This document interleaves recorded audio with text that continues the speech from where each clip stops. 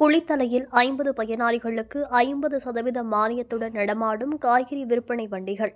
கரூர் மாவட்டம் குளித்தலை அருகே தண்ணீர் பள்ளியில் வட்டார தோட்டக்கலை மற்றும் மலைப்பயிர்கள் துறை சார்பில் தேசிய தோட்டக்கலை இயக்கம் 2025-2026 திட்டத்தின் கீழ் 50% மானியத்துடன் குளித்தலை, தோகைமலை, கிருஷ்ணராயபுரம் பகுதிகளைச் சேர்ந்த 50 பயனாளிகளுக்கு நடமாடும் காய்கறி விற்பனை வண்டி வழங்கும் நிகழ்ச்சி நடைபெற்றது.